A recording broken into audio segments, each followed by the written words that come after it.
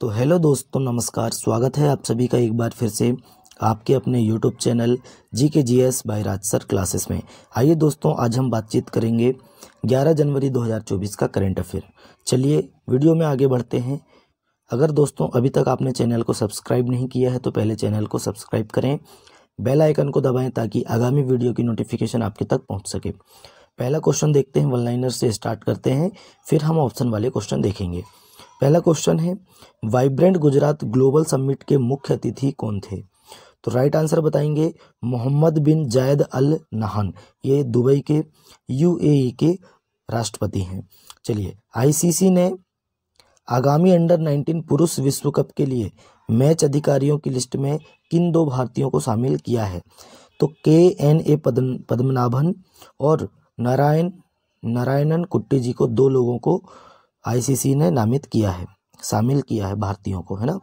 चलिए नेक्स्ट है, विश्व हिंदी दिवस प्रतिवर्ष कब मनाया जाता है? तो राइट आंसर बताएंगे 10 जनवरी को मनाया जाता है। भारतीय फिनटेक फोनपे ने हाल ही में अपने इंटरनेशनल पेमेंट बिजनेस का CEO किसे नियुक्त किया है? तो रितेश पै जी को नियुक्त किया है, ये भी आपको याद रखना है। चलिए नेक्स्ट है, फुटबॉलर फ्रांज बेकनबाउर का निधन हो गया है। वह किस देश के दिग्गज फुटबॉलर थे? तो राइट आंसर बताएंगे जर्मनी के थे। कहाँ के दोस्तों?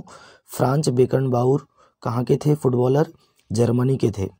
IIT मद्रास का नया कैंपस किस देश में शुरू किया जाएगा? तो राइट आंसर बताएंगे श्रीलंका देश में शुरू किया जाएगा। नेक्स्ट क्वेश्चन है, फ्रांस के नए प्रधानमंत्री के रूप में किसे नामित किया गया है? तो दोस्तों फ्रांस के प्रधानमंत्री के रूप में गैब्रियल अटल, है ना, अटाल नहीं है, अटल है, गैब्रियल अटल जी को नियुक्त किया गया है। 27वें ये, और दोस्तों ये 34 वर्ष के हैं, ये भी आपको याद रखना है। 34वें राष्ट्रीय युवा महोत्सव का आयोजन किस शहर में किया जाएगा? तो 27वें राष्ट्रीय युवा महोत्सव का आयोजन किस शहर में किया जाएगा? तो ये है दोस्तों नासिक। 34 इसलिए बोल दिया गया कि ये हमने 34 पढ़ाए थे, इसलिए उसके लिए माफ़ी चाहते हैं। तो 27वें राष्ट्रीय युवा महोत्सव का आयोजन किस शहर में किया जाएगा?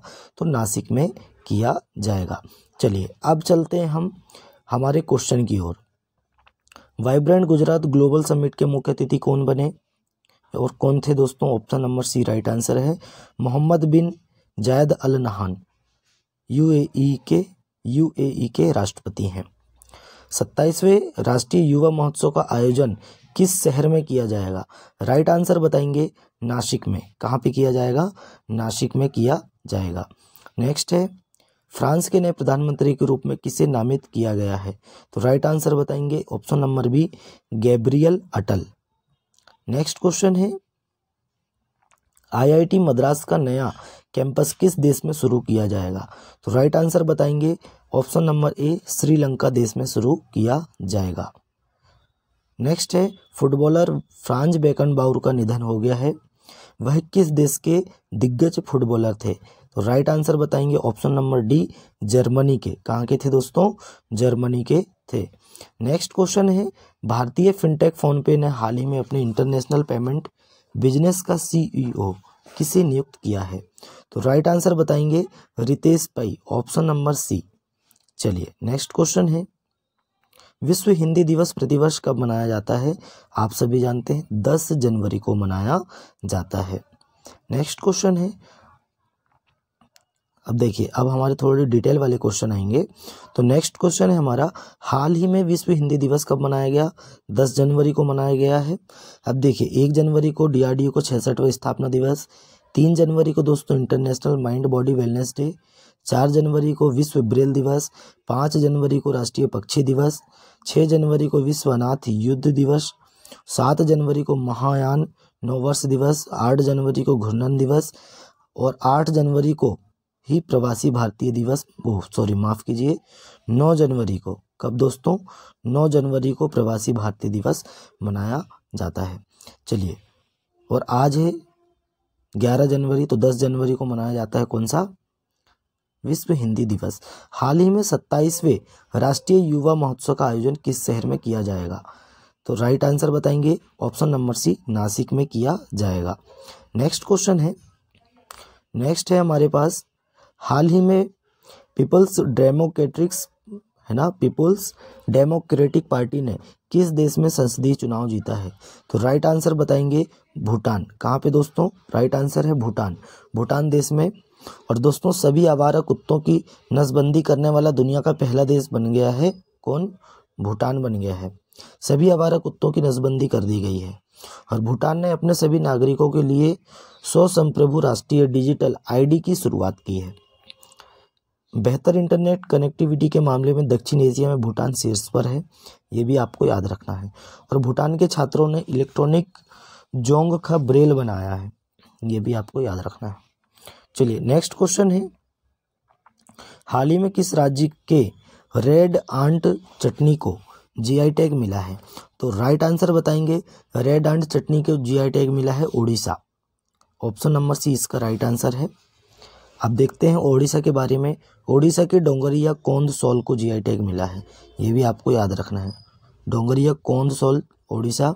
अरुणाचल प्रदेश के आदि केकिर अदरक से निर्मित और हस्त निर्मित कालीन और वांचो शिल्प को जीआई टैग मिला है अरुणाचल प्रदेश के। पश्चिम बंगाल के सुंदरबन शहद, जलपाईगुड़ी जिले के काला नुनिया चावल और कादियाल साड़ी जीआई टैग मिला है। ओडिशा के दोस्तों केंद्रपाड़ा रसबली को जीआई टैग मिला है और डोंगरिया कोंद सॉल को जीआई टैग मिला है और रेड आंट चटनी को जीआई टैग मिला है। अरुणाचल प्रदेश के याकचुरपी, खामती चावल और तांगसा टेक्सटाइल को जीआई टैग मिला है, ये भी आपको याद रखना है। नेक्स्ट क्वेश्चन है, हाल ही में राशिद खान का निधन हुआ है, वे कौन थे? तो वे दोस्तों संगीतकार थे जिनका 55 वर्ष की उम्र में निधन हो गया है। ये पश्चिम बंगाल के थे, है ना, ये भी आपको याद रखना है। चलिए नेक्स्ट क्वेश्चन चलते हैं, हाल ही में आईआईटी मद्रास का एक नया कैंपस किस देश में खुलेगा? तो राइट आंसर बताएंगे श्रीलंका देश में खुलने जा रहा है। अब श्रीलंका की बात करें तो भारत श्रीलंका के पर्यटन स्रोत के रूप में शीर्ष पर रहा है, ये भी आपको याद रखना है। नए भारतीय उच्चायुक्त संतोष झा ने श्रीलंका में पदभार ग्रहण किया है। किसने? संतोष झा को श्रीलंका देश का नया राजदूत बनाया है। भारतीय सशस्त्र बलों को श्रीलंका में गोल्डन आउल पुरस्कार से सम्मानित किया गया है। भारत और श्रीलंका के बीच मित्र शक्ति 2023 अभ्यास शुरू हुआ, है ना। फीफा ने श्रीलंका के फुटबॉल महासंघ से प्रतिबंध हटाया है। चलिए नेक्स्ट क्वेश्चन है, हाल ही में भारतीय नौसेना ने कहाँ स्वदेशी दृष्टि 10 UAV का अनावरण किया है? तो राइट आंसर बताएंगे हैदराबाद में। कहाँ पे किया है दोस्तों? हैदराबाद में। हाल ही में भारतीय नौसेना ने कहाँ स्वदेशी 10 UAV का अनावरण किया है? तो हैदराबाद में किया है, ये भी आपको याद रखना है। चलिए नेक्स्ट क्वेश्चन है, हाल ही में वाइब्रेंट गुजरात ग्लोबल समिट, माफी चाहते हैं इसके लिए, हाल ही में वाइब्रेंट गुजरात ग्लोबल समिट में किस देश के राष्ट्रपति मुख्य अतिथि थे? तो दुबई के थे, UAE के थे, संयुक्त अरब अमीरात के थे। भारत सरकार UAE में भारत पार्क बनाने की योजना बना रही है। भारत और UAE के बीच डेजर्ट साइक्लोन 2024 सेनाभ्यास राजस्थान के थार में आयोजित हुआ। और प्रधानमंत्री मोदी जी आबू धाबी में बाप्स हिंदू मंदिर का उद्घाटन करेंगे। कहाँ पे? आबू धाबी UAE में। दुनिया के सबसे बड़े सिंगल साइट सौर ऊर्जा संयंत्र का उद्घाटन UAE में किया गया। CBSE UAE में नया प्रशासनिक कार्यालय खुलेगा। ब्यूटी वर्ल्ड मिडिल ईस्ट 2023 की मेजबानी दुबई करेगा। और भारत ने UAE को अपना पहला कच्चे तेल का भुगतान रुपए में किया, ये भी आपको याद रखना है। नेक्स्ट क्वेश्चन है, हाल ही में भारत और अंतर्राष्ट्रीय विज्ञान महोत्सव 2023 का आयोजन कहाँ हुआ? तो राइट आंसर बताएंगे कहाँ पे हुआ है दोस्तों? तो राइट आंसर है फरीदाबाद। ऑप्शन नंबर सी इसका राइट आंसर है, फरीदाबाद में हुआ है। हाल ही में दोस्तों भारत अंतर्राष्ट्रीय विज्ञान महोत्सव 2023, है ना, विज्ञान महोत्सव, भारत अंतर्राष्ट्रीय विज्ञान महोत्सव 2023 है, फरीदाबाद में इसका आयोजन हुआ है। नेक्स्ट क्वेश्चन में चलते हैं, 10वां क्वेश्चन है, हाल ही में किस बैंक ने सरकारी कर्मचारियों के लिए सम्मान रुपए क्रेडिट कार्ड लॉन्च किया है? तो इंडस इंड बैंक, है ना, ऑप्शन नंबर बी इसका राइट आंसर है। सम्मान रुपए क्रेडिट कार्ड किसने लॉन्च किया है? इंडसइंड बैंक ने लॉन्च किया है। ये भी आपको याद रखना है। नेक्स्ट क्वेश्चन है, हाल ही में किस देश के वर्ल्ड कप विजेता फुटबॉल खिलाड़ी मारियो जगालो का निधन हुआ है? देखिए, किस देश के वर्ल्ड कप विजेता फुटबॉल खिलाड़ी मारियो जगालो का निधन हुआ है? तो राइट आंसर बताएंगे ब्राजील, है ना। मारियो जगालो कहाँ के फुटबॉलर खिलाड़ी हैं? तो ब्राजील के हैं। अब ब्राजील के बारे में बात करें तो भारत ने ब्राजील को B20 की अध्यक्षता सौंपी है ना। और दोस्तों वीजा द्वारा Brazil K fintech platform Pismo को $1 अरब में खरीदने की घोषणा की है ना। और ब्राजील अंतर्राष्ट्रीय सौर संगठन का पूर्ण सदस्य बना है ना। अंतर्राष्ट्रीय सौर संगठन का मुख्यालय कहाँ है? भारत में, आप सभी जानते हैं, हरियाणा के गुरुग्राम में है। और ब्राजील इसका पूर्ण सदस्य बन गया है। ब्राजील के लैंडस्केप गार्डन सिटियो बर्ल मार्क्स, है ना, को यूनेस्को की विश्व धरोहर स्थल पर का दर्जा प्राप्त हुआ है। ये भी आपको याद रखना है। नेक्स्ट क्वेश्चन है, हाल ही में बसवराजू एस को किस राज्य के मुख्यमंत्री का सचिव नियुक्त किया है? तो राइट आंसर बताएंगे ऑप्शन नंबर सी, छत्तीसगढ़ राज्य के मुख्यमंत्री का सचिव किसे नियुक्त किया है? बसवराजू एस। अब छत्तीसगढ़ की बात करें, रमन सिंह को छत्तीसगढ़ विधानसभा का स्पीकर चुना गया है। छत्तीसगढ़ सरकार ने मुख्यमंत्री निर्माण श्रमिक पेंशन योजना शुरू की। छत्तीसगढ़ की पेलमा खदान कोयला उत्पादन करने वाली SECL की पहली खुली खदान बन गई है।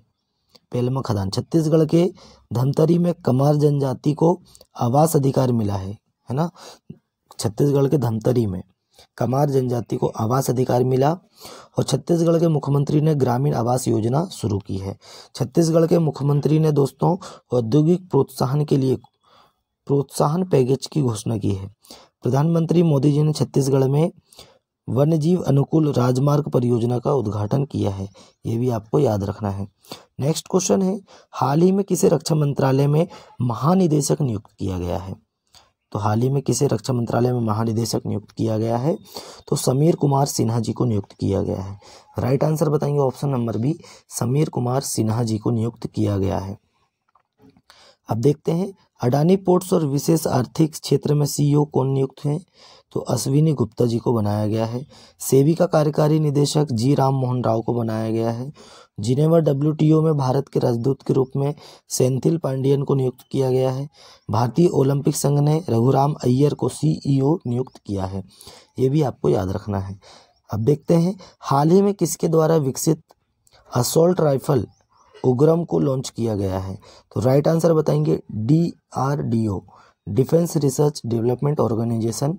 इसकी स्थापना हुई थी 1958 में, है ना। ये भी आपको याद रखना है। 1 जनवरी 1958 को इसका स्थापना दिवस मनाते हैं ना, 1 जनवरी को। चलिए नेक्स्ट है, आप देखते हैं दोस्तों 15वां क्वेश्चन, हाल ही में किस देश के चांगी हवाई अड्डे को विश्व के सर्वश्रेष्ठ हवाई अड्डे का खिताब मिला है?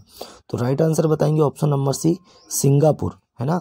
सिंगापुर का हवाई अड्डा है चांगी हवाई अड्डा। इसे दोस्तों विश्व के सर्वश्रेष्ठ हवाई अड्डे का खिताब मिला है।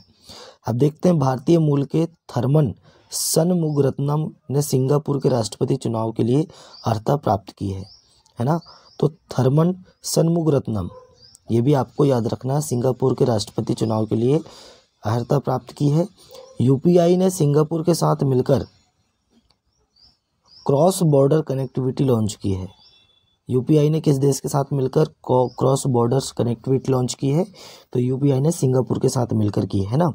और दोस्तों मोबाइल डाउनलोड स्पीड टेस्ट के ग्लोबल इंडेक्स में सिंगापुर शीर्ष पर रहा है। ये भी आपको याद रखना है। चलिए अब हमारे ऑप्शन वाले क्वेश्चन एंड होते हैं और हमारे क्वेश्चन होते हैं चालू डिटेल वाले। चलिए दोस्तों पहला क्वेश्चन देखते हैं डिटेल वाला। विश्व हिंदी दिवस 2024।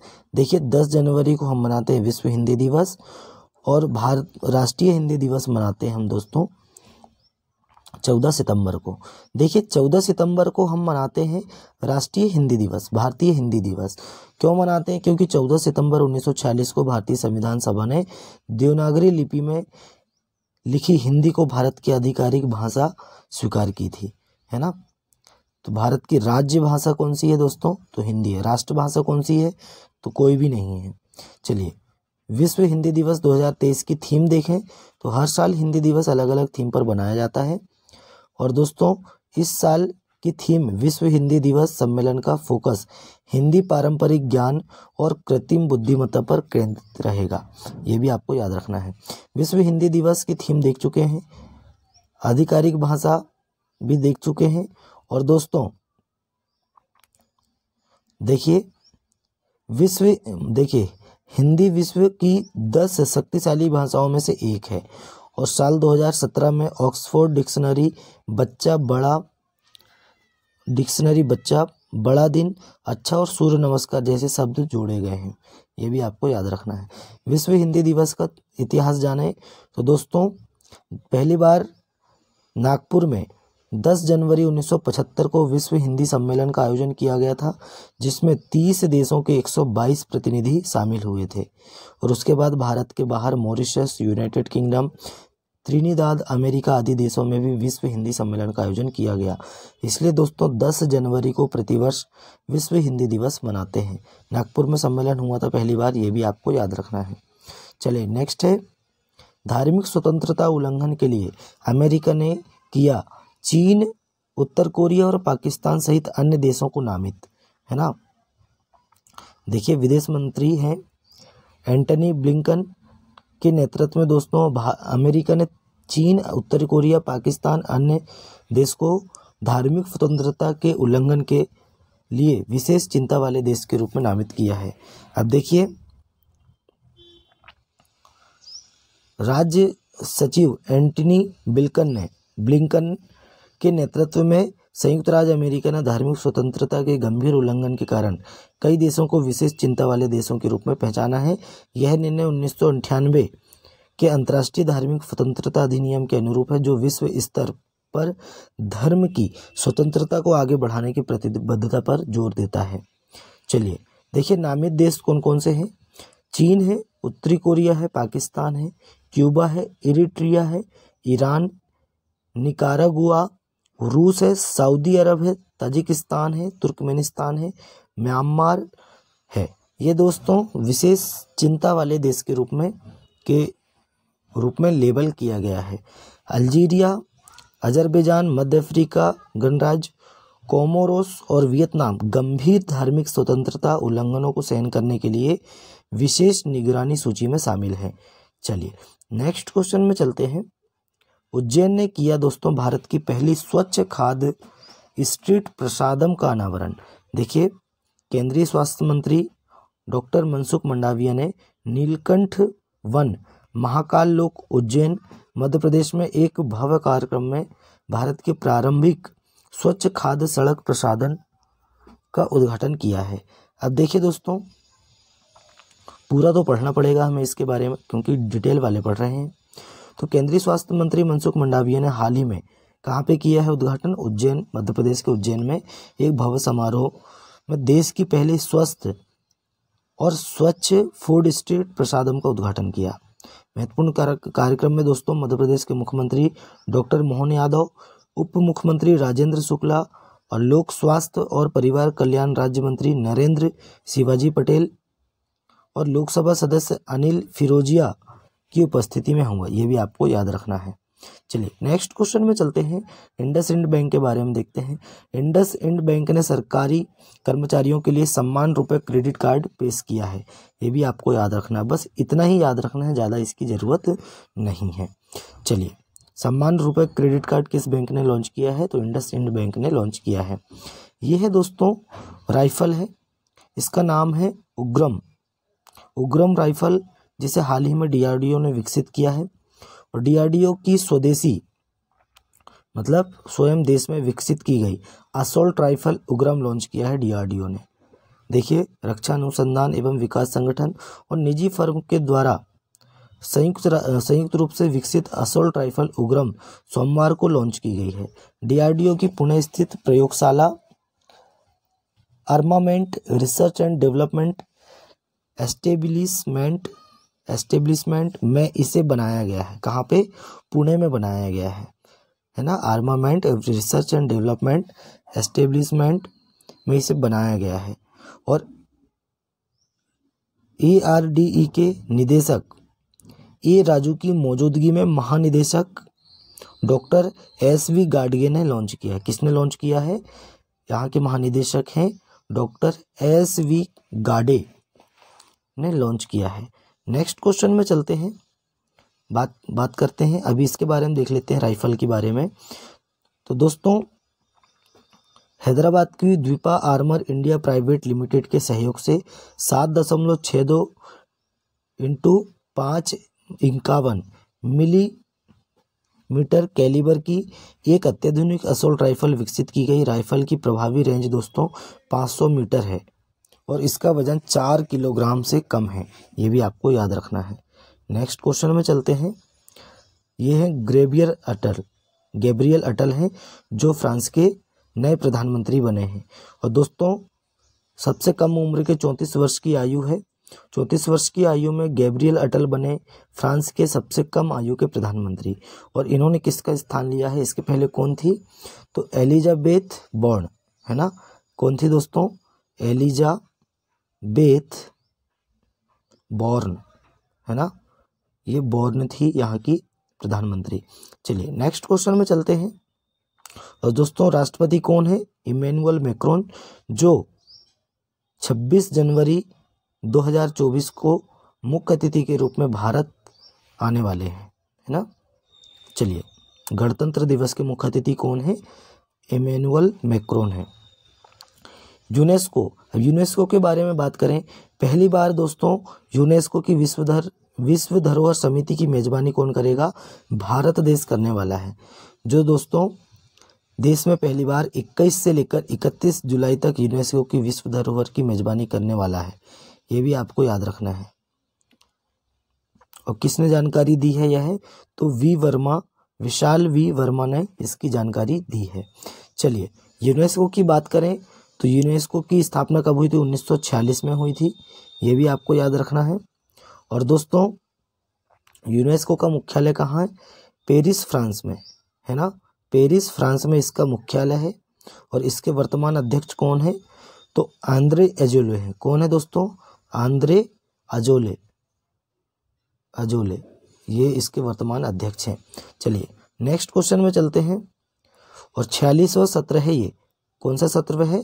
तो 46वां सत्र है। ये भी आपको याद रखना है। नेक्स्ट क्वेश्चन है, पीएम मोदी ने किया गांधीनगर में vibrant Gujarat global trade show का उद्घाटन।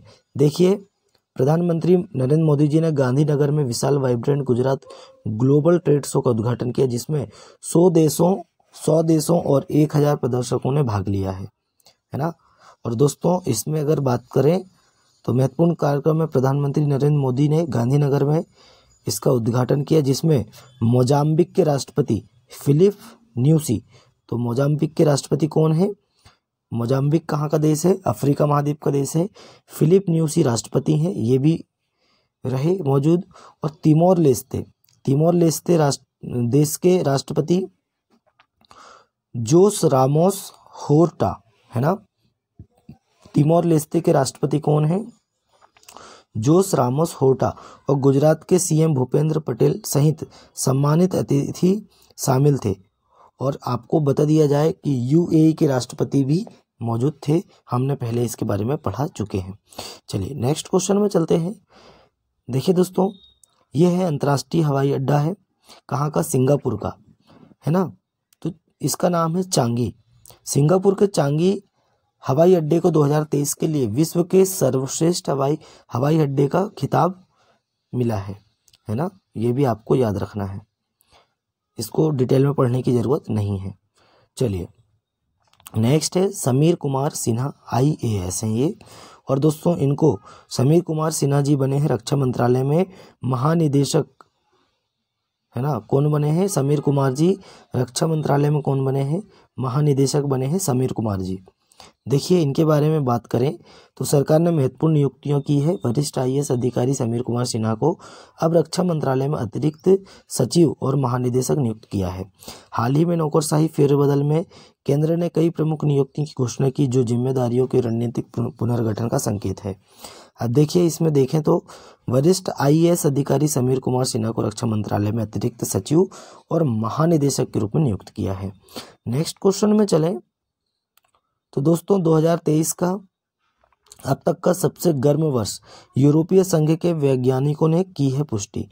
देखिए दोस्तों, यूरोपीय संघ की कोपरनिकस क्लाइमेट चेंज सर्विस ने घोषणा की कि 2023 रिकॉर्ड पर सबसे गर्म वर्ष था, जो संभवतः पिछले 1 लाख वर्षों से सबसे गर्म अवधि है ना। चलिए 9 जनवरी को यूरोपीय संघ की जो कोपरनिकस जलवायु परिवर्तन सेवा ने घोषणा की है, बीता वर्ष जो 2023 है दोस्तों सबसे गर्म वर्ष रिकॉर्ड किया गया है, ये भी आपको याद रखना है। चलिए नेक्स्ट क्वेश्चन है, रेड आंट चटनी ओडिशा की है ना। ओडिशा की जो रेड आंट चटनी है दोस्तों, इसे GI टैग मिला है हाल ही में, ये भी आपको याद रखना है। हमने ऑप्शन के माध्यम से भी आपको पढ़ा चुके हैं। चलिए तो दोस्तों आज का करंट अफेयर यहीं समाप्त होता है। करंट अफेयर कैसा लगा कमेंट करके बताएं। अपने दोस्तों में ज़्यादा से ज़्यादा वीडियो को शेयर करें, लाइक करें और चैनल को सब्सक्राइब करें। चलिए दोस्तों मिलते हैं नेक्स्ट वीडियो में, तब तक के लिए जय हिंद जय भारत।